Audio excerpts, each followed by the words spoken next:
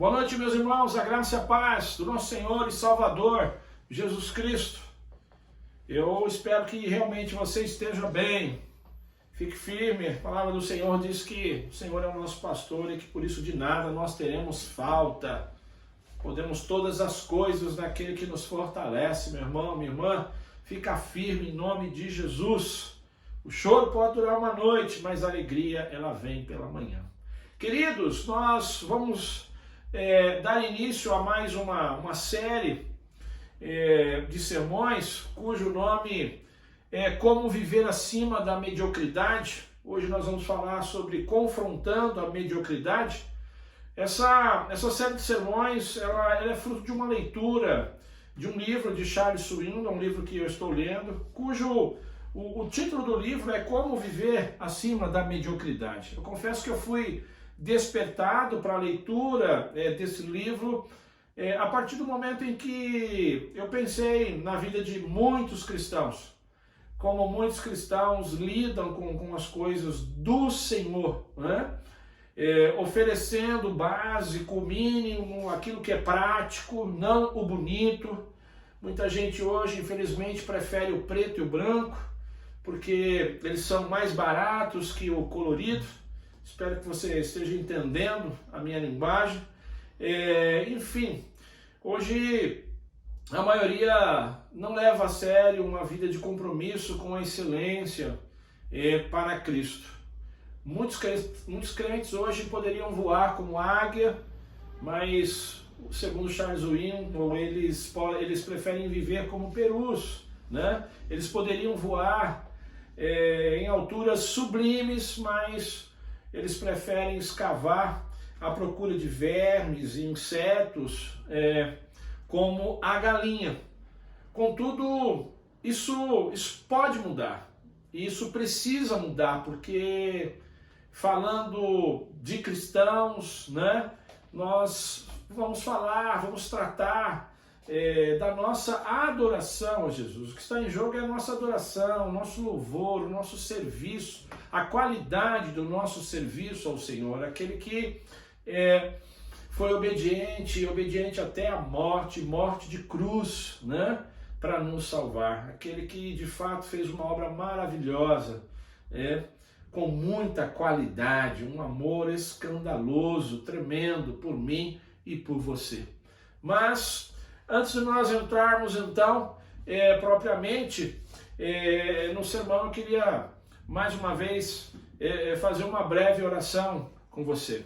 Senhor, nós mais uma vez estamos diante da sua presença em oração e nós rogamos agora, Deus, fala conosco através desta palavra, que o teu Santo Espírito torne cativas as nossas mentes e os nossos corações. Em nome de Jesus, Pai, que nós oramos, Senhor, e agradecemos. Queridos, como mudar?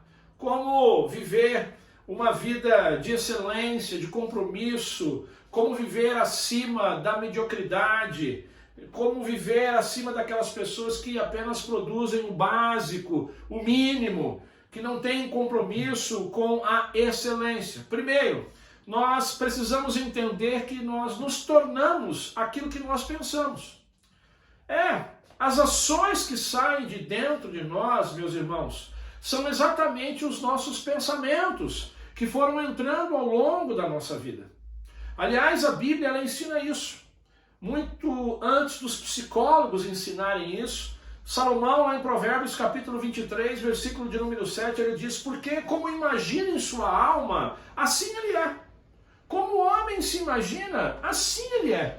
Então o segredo de você viver uma vida envolvida em excelência é apenas uma questão de abrigar pensamentos envolvidos com excelência.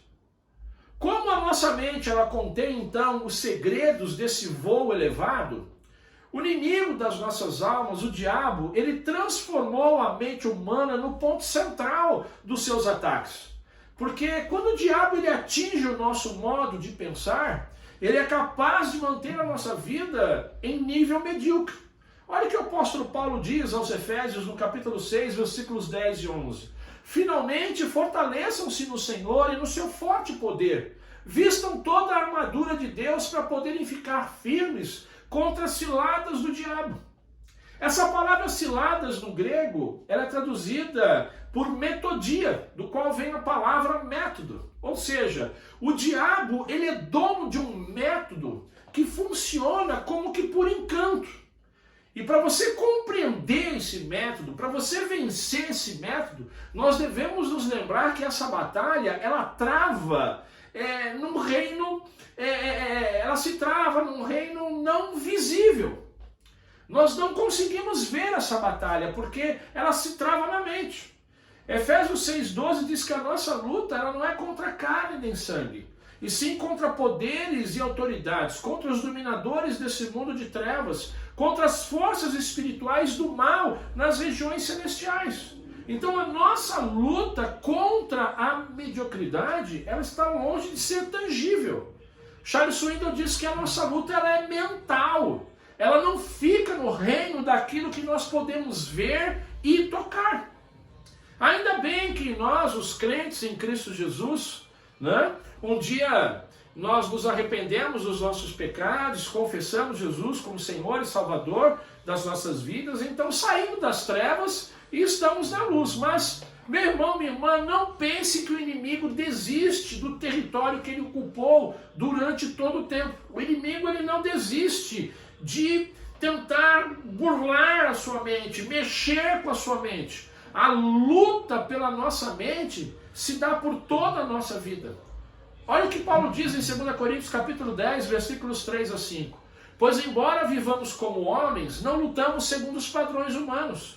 As armas com as quais lutamos não são humanas, ao contrário, são poderosas em Deus, presta atenção, para destruir fortalezas. Destruímos argumentos e toda a pretensão que se levanta contra o conhecimento de Deus e levamos cativo todo o pensamento para torná-lo obediente a Cristo. Perceba como o combate se trava na mente. Nós destruímos argumentos e toda a pretensão que se levanta contra o conhecimento de Deus. Pensamentos que se levantam contra o conhecimento de Deus, e nós levamos então, Paulo diz, esses pensamentos cativos para torná-lo obediente a Cristo. Então o combate ele vai se travar na mente do ser humano. E para vencermos essa guerra e consequentemente a mediocridade, nós precisamos de uma transformação mental. E essa transformação mental ela não é fácil. Ela é longa, ela é difícil, exige determinação. Charles Swindoll diz que envolve pelo menos 3 atitudes. A primeira delas é memorizar. Ou seja, para você vencer pensamentos derrotistas, pensamentos antigos que não contribuem, que não edificam com a sua vida, você precisa substituir por pensamentos novos e vitoriosos. Então a gente precisa passar por um processo de reconstrução dos pensamentos. E a melhor forma de iniciar esse processo de reconstrução é a memorização. Então uma dica, comece se baseando em promessas de vitória. A Bíblia está recheada de promessas de vitória. Por exemplo, Filipenses 4,13, Paulo diz, tudo posso naquele que me fortalece. Então quando você estiver enfrentando algum problema, pega a sua Bíblia. Leia com atenção até você encontrar um verso que se relaciona com o problema que está te afligindo, ou com alguma necessidade, e a seguir, escreva esse verso num papel e memorize. Isso vai lhe dar força. Segundo, depois você personaliza esse verso.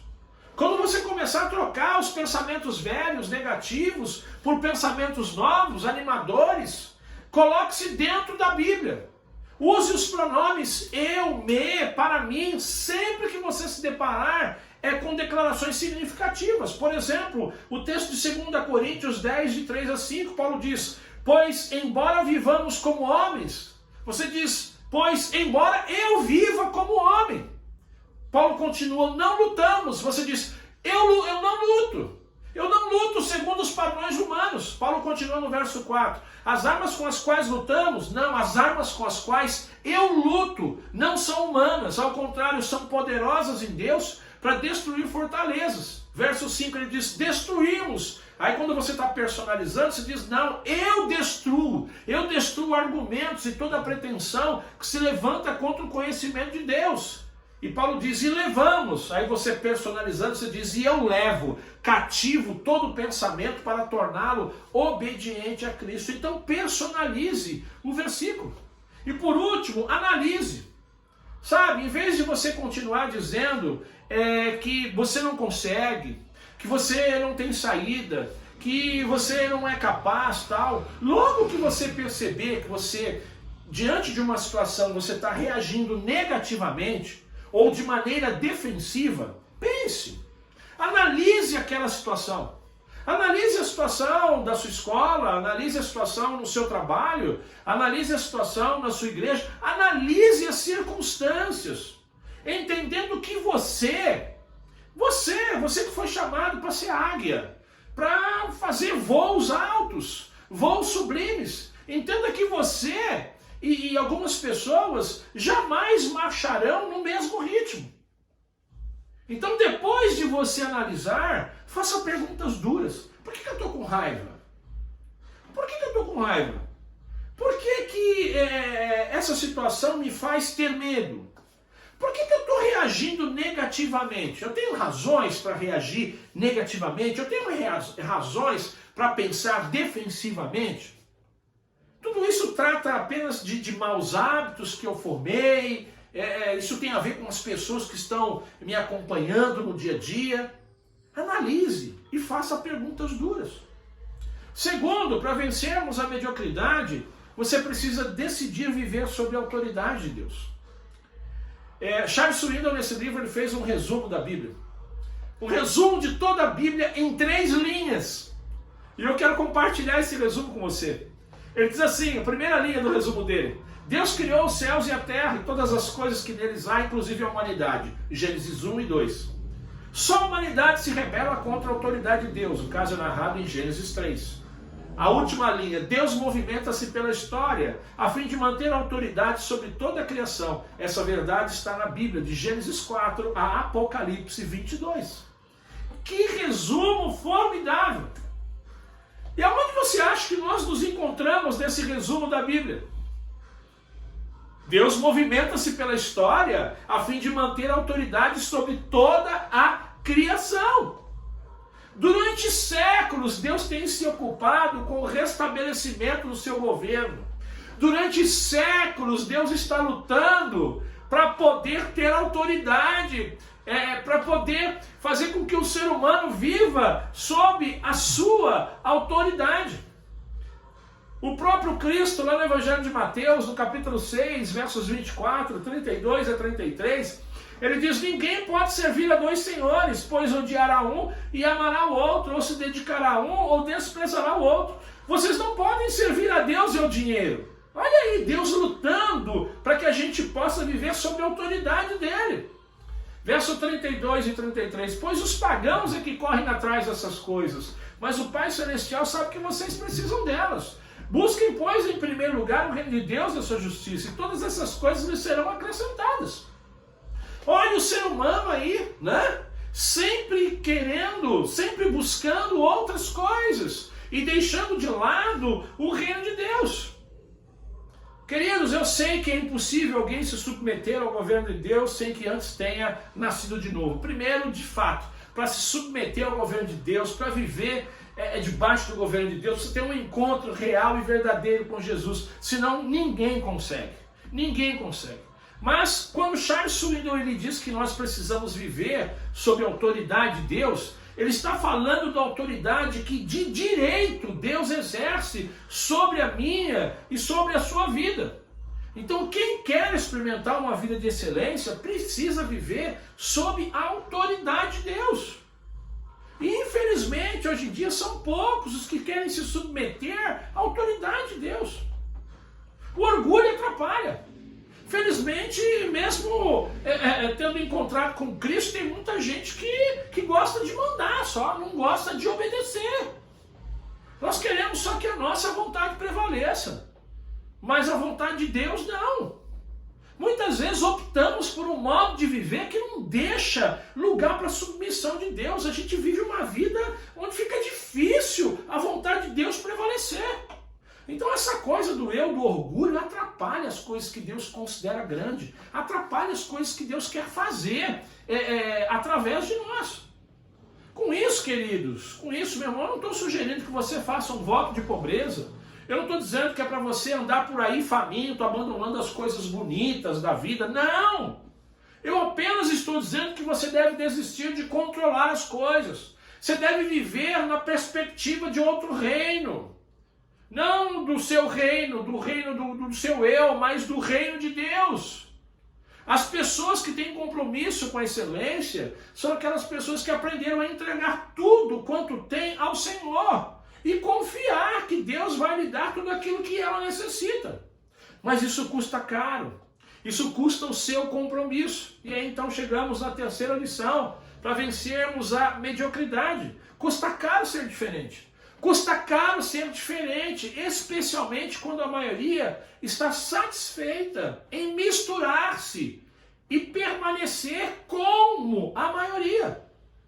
Não existe um imã mais poderoso do que a pressão exercida dos companheiros. Charles Swindoll diz que, infelizmente, são poucas as pessoas que estão dispostas a desprezar a média e lutar contra a atração forte dos ímãs medíocres.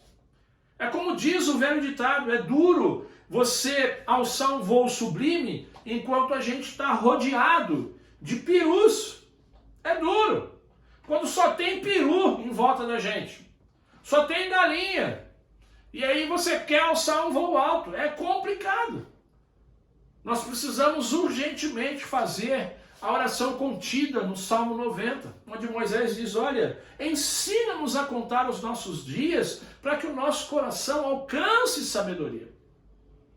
E o próprio Moisés, ele ensina o porquê dessa oração nos versículos 5 e 6. Ele diz que nós somos breves como o sono, nós somos como a relva que brota ao amanhecer, germina e brota pela manhã, mas à tarde murcha e seca, ou seja, ele diz, olha, nós passamos muito rápido por esse mundo, nós voamos, diz Moisés. Percebam que no versículo 12, então Moisés, ele não diz, olha, ajuda-nos a viver os nossos dias como a maioria. Ele não diz isso. Mas ele diz, olha, ensina-nos a contar os nossos dias para que o nosso coração alcance sabedoria. Ensina a gente a contar os nossos dias para que a gente viva de uma maneira melhor, de uma maneira que agrade mais o Senhor, de uma maneira onde a vida com Deus ela possa ser percebida pelo outro. Ensina-nos a viver como águias e não como perus, não como galinhas. Mas, como nós já vimos, né? As pessoas que querem viver como águias, as pessoas que querem viver longe da mediocridade, essas pessoas precisam se colocar sob a autoridade de Deus. Nós precisamos pensar em outro reino, nós precisamos pensar no reino de Deus, na vontade de Deus. O problema é que aí a fila vai diminuindo. Aliás, o próprio Cristo é o dono das mensagens que causam essa diminuição nas filas, né? Jesus, ele é o dono dessas mensagens que faz com que as águias vão se tornando algo bem difícil de ser encontrado no seio da igreja. Evangelho de João, capítulo 6, versículos 60 a 66. Ao ouvirem isso, muitos dos seus discípulos disseram, dura essa palavra, quem pode suportá-la? Daquela hora em diante, muitos dos seus discípulos voltaram atrás e deixaram de segui-lo. Jesus, ele atraía grandes multidões? Sim, ele atraía. Mas jamais Jesus tentou criar um grande auditório. Pelo contrário, várias vezes, ele de maneira deliberada, ele discutiu certas questões que com rapidez faziam diminuir o número de ouvintes. E um desses momentos, eu quero ler para você, está aqui em Lucas capítulo 14, versículos 25 a 33. Diz assim, uma grande multidão ia acompanhando Jesus, uma grande multidão ia acompanhando ele. Voltando-se para ela, disse, se alguém vem a mim e ama o seu pai, a sua mãe, sua mulher, seus filhos, seus irmãos e irmãs, e até a sua própria vida mais do que a mim, presta atenção, não pode ser meu discípulo. E aquele que não carrega a sua cruz e não me segue, não pode ser meu discípulo. Qual de vocês, se quiser construir uma torre, primeiro não se assenta e calcula o preço para ver se tem dinheiro suficiente para completá-la? Pois se lançar o alicerce e não for capaz de terminá-la, todos os que a virem rirão dele, dizendo, este homem começou a construir e não foi capaz de terminar. Ou qual é o rei que, pretendendo sair à guerra contra outro rei, primeiro não se assenta e pensa se com 10.000 homens é capaz de enfrentar aquele que vem contra ele com 20.000. Se não for capaz, enviará uma delegação, enquanto o outro ainda está longe, e pedirá um acordo de paz. Da mesma forma, qualquer de vocês que não renunciar a tudo que possui, não pode ser meu discípulo. Quem não ficaria escandalizado com a repetição tripla desse texto? Não pode ser meu discípulo. Você já imaginou as pessoas ouvindo Jesus discutindo e dizendo assim, olha, quem não fizer isso não pode ser meu discípulo. Quem não fizer aquilo não pode ser meu discípulo. E nesse texto, Jesus ele toca em pontos nevrálgicos. Primeiro, ele fala da questão de relacionamentos. Lucas capítulo 14, verso 26. Se alguém vem a mim e ama seu pai, sua mãe, sua mulher, seus filhos, seus irmãos e irmãs, e até a própria vida mais do que a mim, não pode ser meu discípulo. O que Jesus está fazendo aqui? Jesus está pedindo aqui para a gente tratar as pessoas com maldade? Não, ele não está dizendo isso. Mas ele está dizendo que não pode haver competição entre ele e as pessoas. Não pode haver competição entre o amor que você tem pela sua esposa e o amor que você tem por Jesus. Não pode haver competição entre o amor que você tem pelo seu filho e o amor que você tem por Jesus. Porque Jesus, ele merece muito mais. Nós temos que nos entregar de forma incondicional. Nós temos que priorizar Cristo nas nossas vidas. Ele deve estar acima de tudo e de todos. O segundo ponto nevrálgico são os objetivos e desejos pessoais. Ele diz, olha, e aquele que não carrega a sua cruz, Lucas 14, 27, e não me segue, não pode ser meu discípulo. Em outras palavras, para ser discípulo de Jesus, você precisa dizer um não enorme para as coisas que você quer. E um sim para aquilo que Deus deseja. É isso que Jesus está dizendo. Aqui dá para entender por que muitas pessoas, ao ouvirem as palavras de Jesus, davam fora. Aqui a gente começa a entender o porquê que a fila ia diminuindo. Na época de Jesus, quando as pessoas elas viam alguém carregando uma cruz, todos sabiam que aquela pessoa estava a caminho da morte.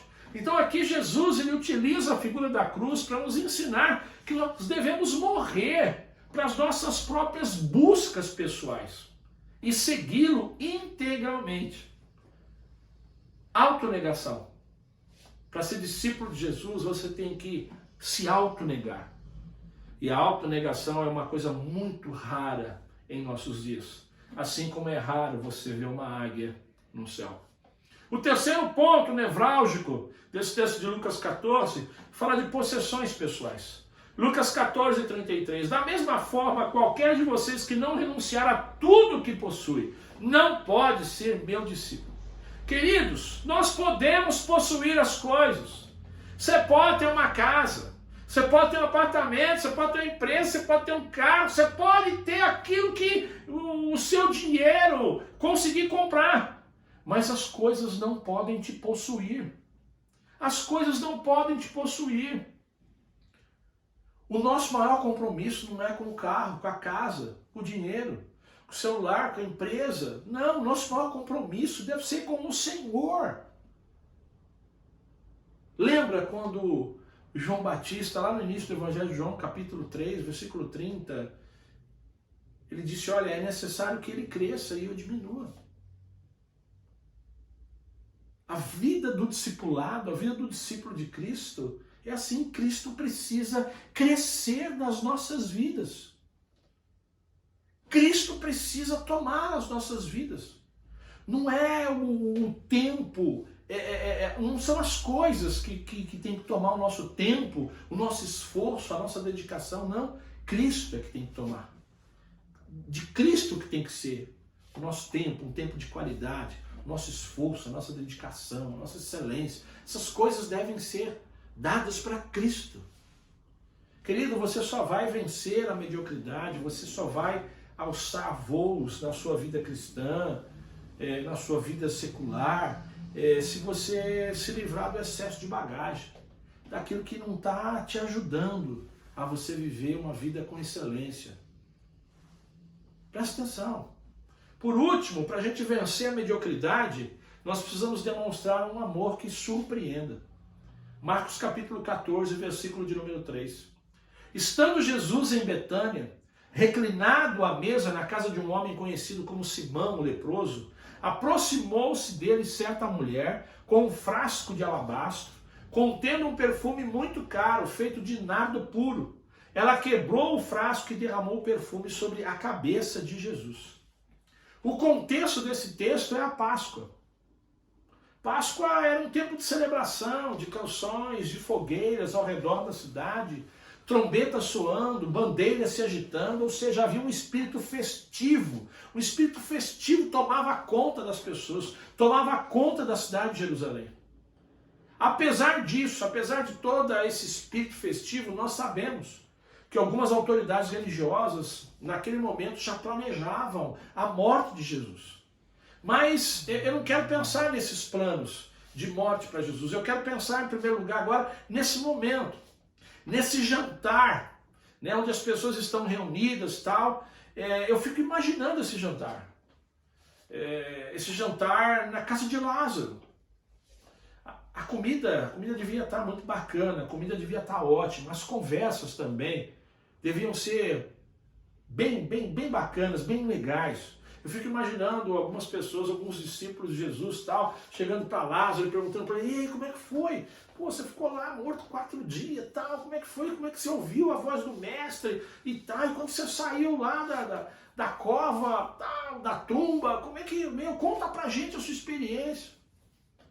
Eu fico imaginando as pessoas também conversando com Simão, né? O texto diz que era a casa de Simão, o leproso. Fico imaginando: e aí, Simão, como é que foi? Como é que era a sua vida de leproso, tal? Conta pra gente aí, papapá, tal. E aí, como é que foi quando Jesus te curou, tal?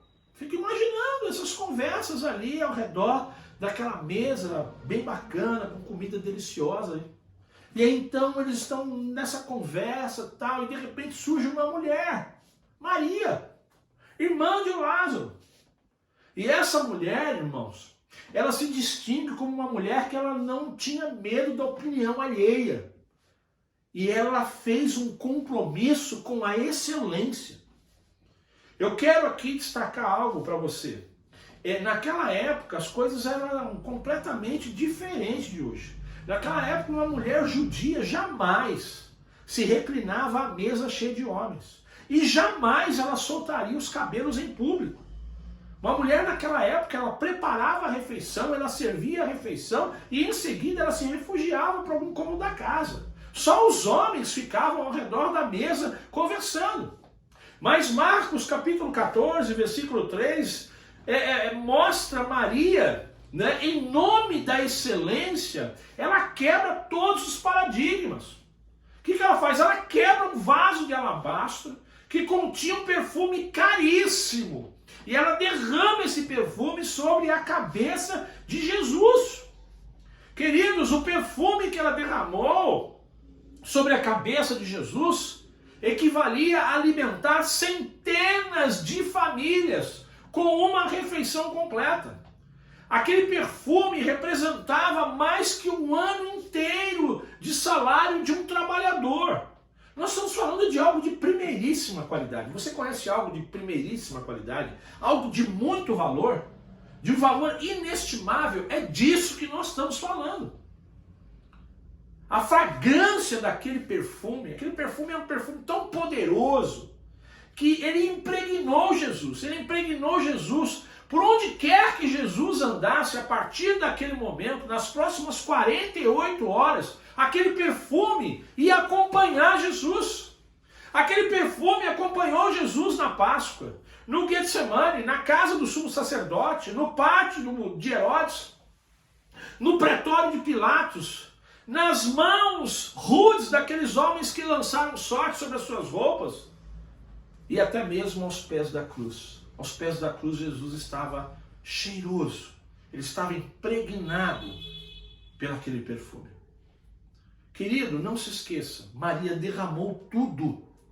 Nós estamos falando de excelência. Mas o texto diz que nem todos gostaram disso. Marcos capítulo 14, versículo 4. Alguns dos presentes começaram a dizer uns aos outros, indignados: por que esse desperdício de perfume? Nós conhecemos esse texto já, muitos de vocês já ouviram várias mensagens desse texto. Quanto tempo nós já tivemos para refletir sobre o que essa mulher já fez? Agiu com excelência. No entanto, apesar de tanto tempo que a gente já teve para refletir sobre esse texto, muitos ainda ficam pensando da mesma forma, agindo como se Jesus não merecesse o melhor. Marcos capítulo 14, verso 5. Ele poderia ser vendido por 300 denários e o dinheiro ser dado aos pobres. E a repreendiam severamente. Charles Swindoll diz que sempre haverá um colapso na lógica de devoção extrema se a base da comparação for o pobre. Porque Jesus diz, olha, o pobre vocês sempre têm. Então, se eles fossem ficar preocupados com o pobre, ninguém em nenhum momento jamais agiria de maneira extravagante, com excelência com Jesus, porque os pobres sempre estarão conosco, né? Sempre estarão na nossa sociedade. Mas infelizmente ainda muitas pessoas pensam assim, né?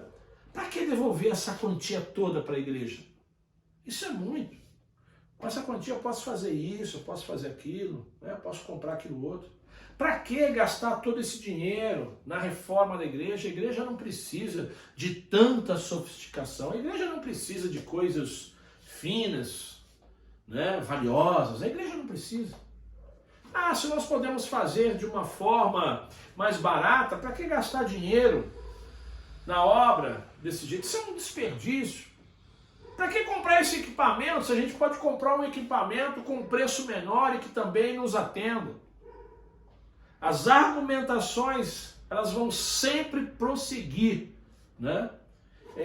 Quando se trata de oferecer o melhor, quando se trata de agir com excelência em relação a Jesus, sempre vai haver argumentações.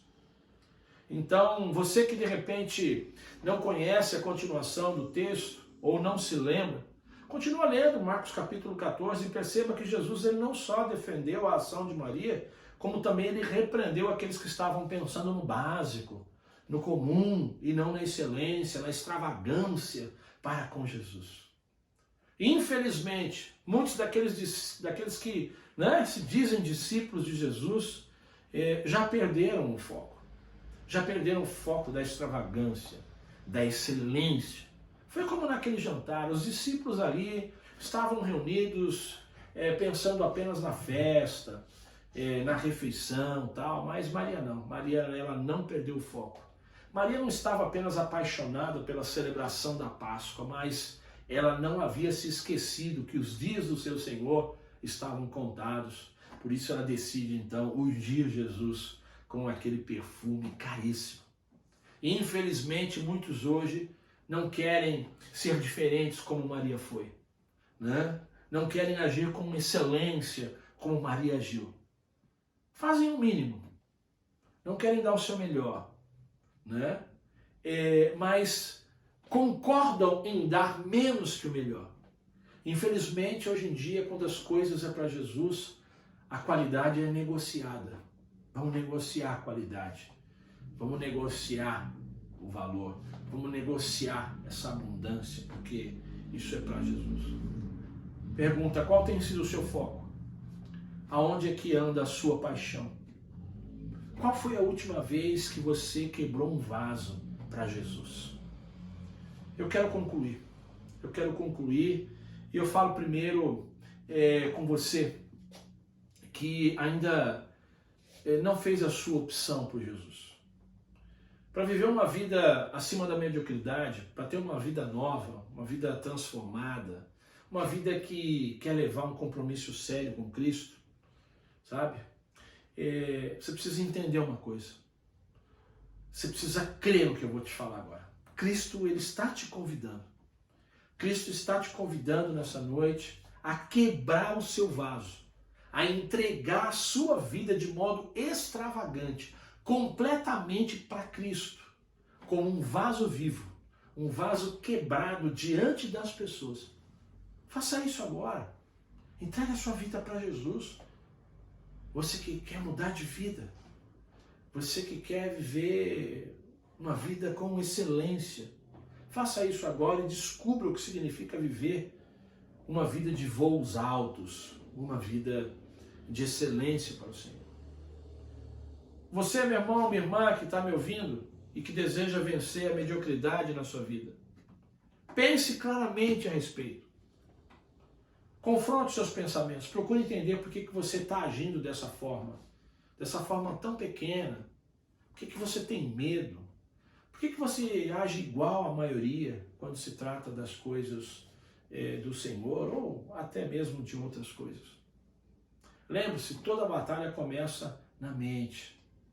Toda batalha começa na mente. Você precisa passar por um processo de restauração, né? Viva na perspectiva do reino. Viva, né? Um reino não governado por você. Deixe o Senhor controlar a sua vida. De verdade, meu irmão. Mas saiba de uma coisa, isso vai te custar caro. Isso vai te custar caro. Aquele que quiser ser meu discípulo, negue-se a si mesmo. Tome a sua cruz e siga-me.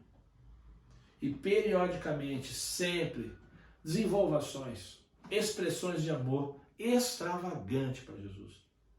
Você foi chamado para quebrar vasos para Jesus. Que Deus te abençoe. Que a graça do Deus Pai, o amor do Deus Filho e as doces consolações do Espírito Santo de Deus permaneçam com todos nós desde agora e para todos sempre. Amém e graças a Deus.